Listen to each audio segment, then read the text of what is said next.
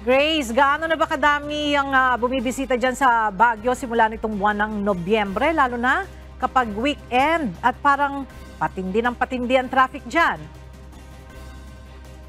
Yes, Ella, magandang tanghali sa talangan ng City Tourism Office. Nasa 8,000 turista na ang bumibisita sa Baguio tuwing weekend mula noong buwan ng Nobyembre. Nakikipag-ugnayan na ang Baguio City Police Office o BCPO sa mga pampubliko at pribadong paaralan para sa paggamit ng kanilang mga parking spaces. Ayon kay Lieutenant Colonel Zacarias Dausen, hepe ng BCPO Traffic Enforcement Unit, kung papayagan sila ng mga paaralan, humigit kumulang 600 parking slots ang makakatulong sa pagpapaalis ng mga sasakyan sa mga pampublikong kalsada.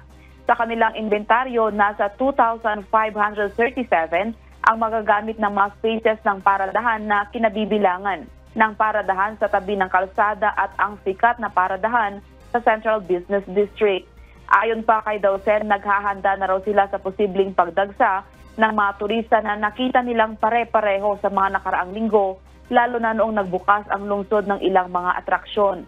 Ang iba pang hakbang ng BCPO upang maibsan ang sitwasyon ng trapiko ay ang information desk sa mga pangunahing entry points sa lungsod, sa bakasyon lanes sa kahabaan ng diversion roads upang maiwasang maipid sa gridlock traffic sa loob ng Central Business District at mga leaflet, mapa at listahan ng mga establishmento ng pagkain na ipamamahagi sa mga bisita.